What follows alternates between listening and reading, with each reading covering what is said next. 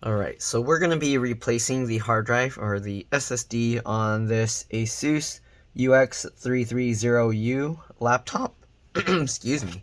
Alright, so we're going to be needing a T5 or Torx 5. We're most likely also going to need a PH1 or JS1 screwdriver, and then I'm going to use a small flathead screwdriver to remove the rubber feet here because they hide screws under there. Alright, so first thing we're going to do is remove the T5 or Torx 5 screws. Excuse me. You want to keep all the screws in order because they can be different size, shape, and lengths. The way I do that, I put them flat side down like that, and the pattern I remove them. Alright, so you can see we kind of have this rectangular shape, 3 along the back here, 1 on either side, and then 4 along the bottom. Okay, so we're just going to put them like that on our desk. Again, they are different size, shape, and lengths, so you don't want to get them all mixed up. Already, these 2 corner screws are shorter than that one. Okay. But again, it's always a good idea to put them back exactly where you got it. So if you took it from the left here, you want to put it in that spot. Alright, you don't want to mix them all around. Sorry, my throat's all like clogged up. Okay, let's go ahead and get all these screws out.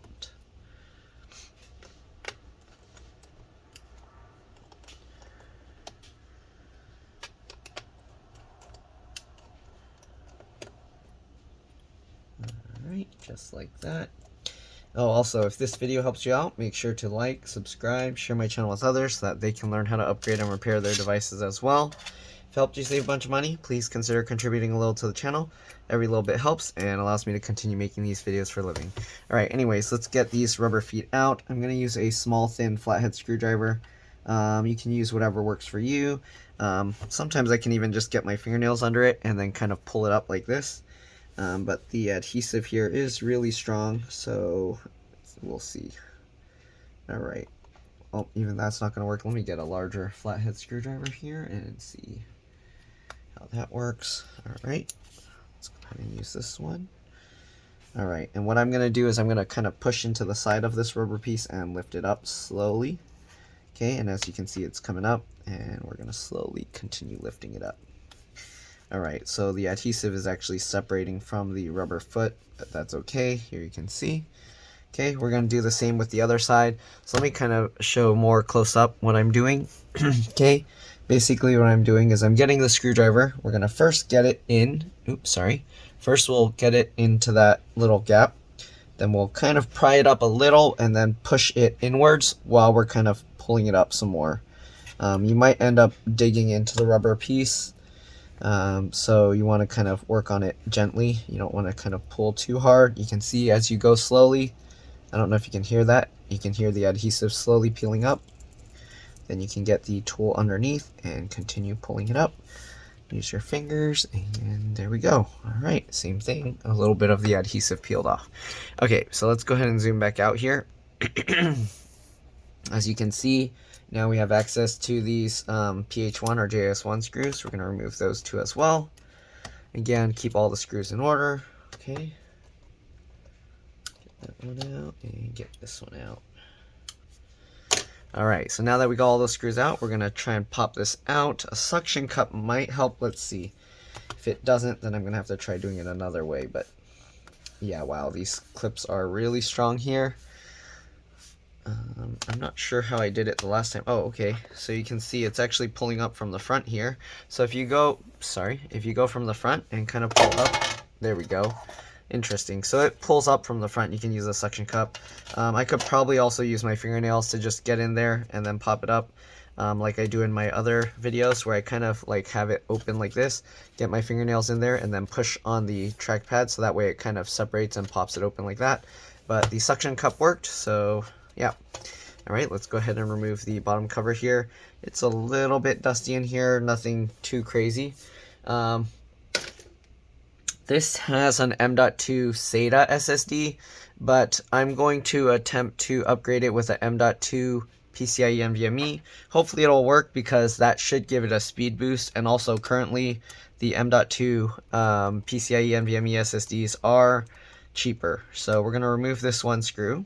Okay, I know somebody's probably going to make a comment that I should remove the battery first, but as far as hard drives, SSDs, and stuff like that go, you actually don't need to. But if you are kind of clumsy and you might accidentally drop stuff on these circuits, then you can go ahead and remove the battery. Let me actually show you how you would disconnect it. So the way you disconnect it, there's this little metal latch here that slides back, so you just slide it back like that. As you can see, it moved. Once you do that, you can go ahead and get underneath here and kind of just pull this up just like that, and there we go. I don't need to remove it, so I'm going to push that back into place. Okay, make sure that's in, and then slide that over just like that. You can go ahead and push this down some more, okay, and make sure it's into place. Good. All right, there we go. Pretty sure this is the RAM under here. It's soldered to the motherboard. Same thing with the CPU. If you want to see, I made another video where I kind of took this stuff out. These cables come out really easily, so you want to make sure that you don't lose these screws. Okay, you can see the wireless card here. This USB headphone jack SD card slot is on a separate board, along with the wires or connection for the speaker and the fan here. So if something breaks here, then your fan, everything's gonna not work. Okay, if it has some like slight issues where only some components are broken, could be the cable here, or it could be like something on this board. Okay, you can see the keyboard connector here, keyboard backlight connector here. I'm pretty sure this is for the trackpad, but I don't want to take out the battery because it's not having any battery issues, and I don't want to risk damaging anything. LCD LVDS connector is here. This is for the screen.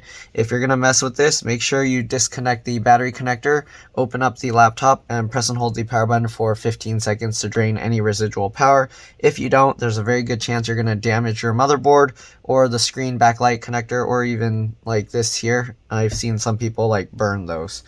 Okay, because if you pull it out, it can spark, and that can damage those components. Anyways, we're going to try putting the M.2 PCIe NVMe SSD in there, and we'll see what happens. If it doesn't work, basically just repeat this same process, but using a M.2 SATA SSD. All right, so we took the SSD out. We're going to put a new one. You just put it in at an angle like this. Okay, you can kind of help push on the other side, but basically you just push that in and then you drop that down. It should just go into place like this. Take the screw that we removed and just go ahead and put that back into place. Alright, I'm going to actually test this before I completely put it back together. Again, this thing isn't really dirty. They said they don't actually even use it much. Oh, sorry, let me zoom out here so you guys can see what I'm doing.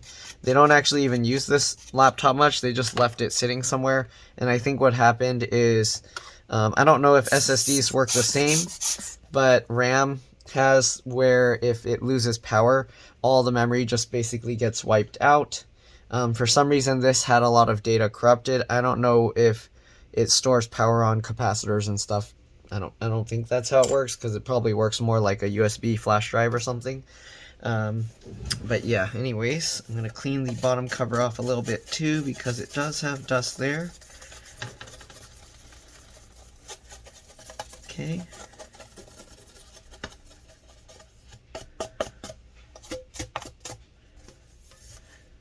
Alright, I'm basically just using a toothbrush and kind of just brushing off the stuff into the trash can next to me.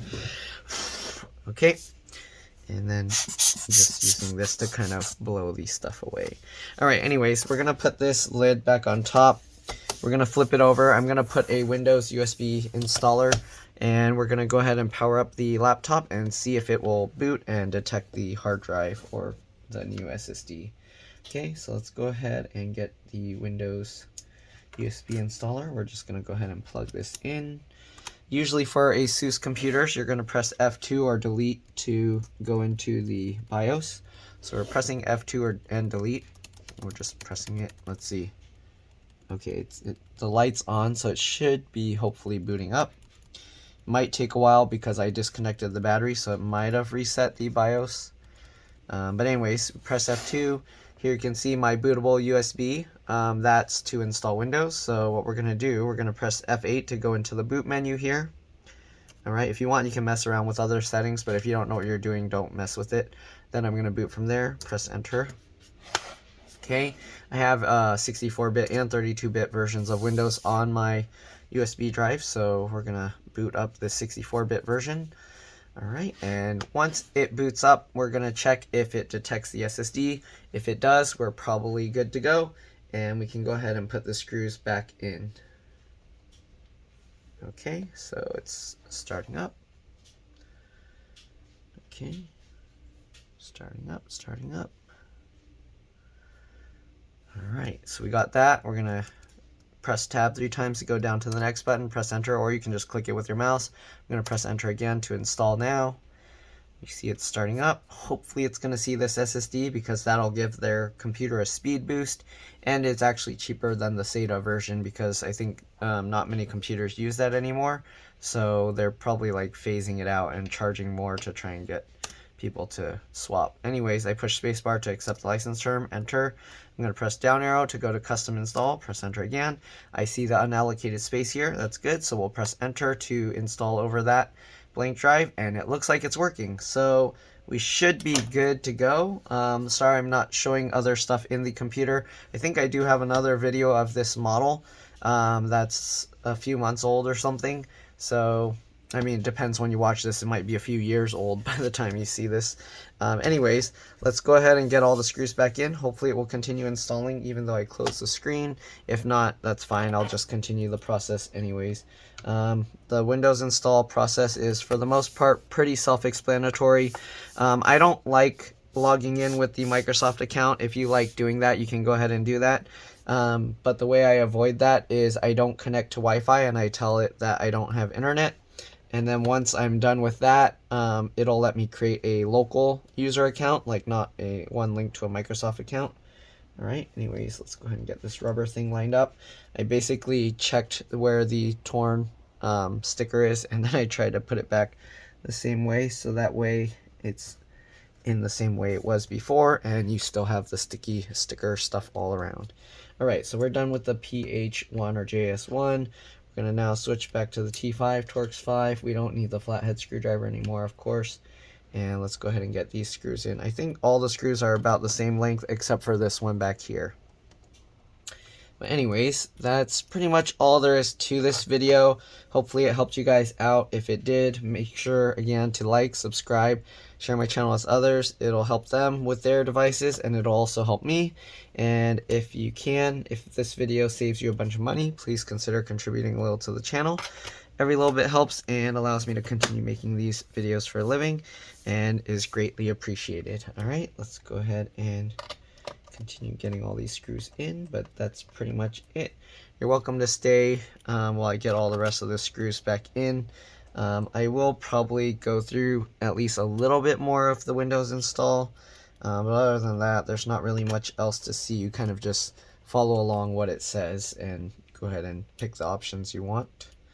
Okay, so do this. I told the customer that if the SSD works, I can have it done by tomorrow, and it's almost 1 a.m. right now, so I'm probably going to be up until like 3 or 4.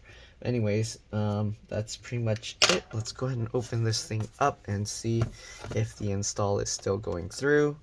And yes, it is. You can see it's 97%. We want to make sure that it's actually going to boot, but usually if the SSD works, if you can go this far, the SSD is working fine in the computer.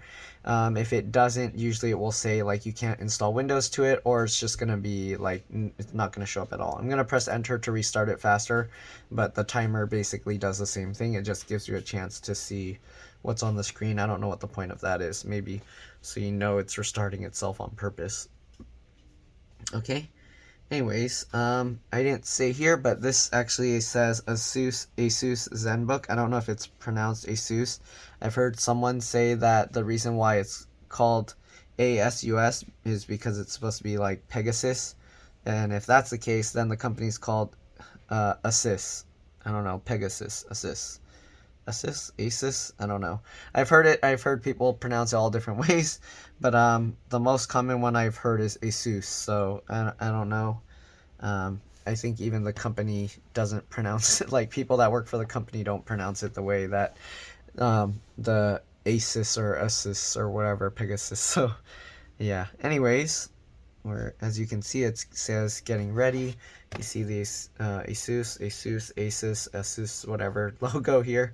I'll just call it ASUS because that's what I've been calling it. All right.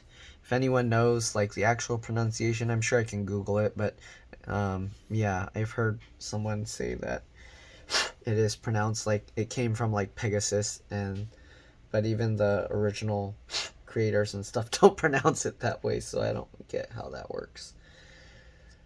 All right, still getting ready. You can see how long it takes to do this, at least the initial Windows setup part.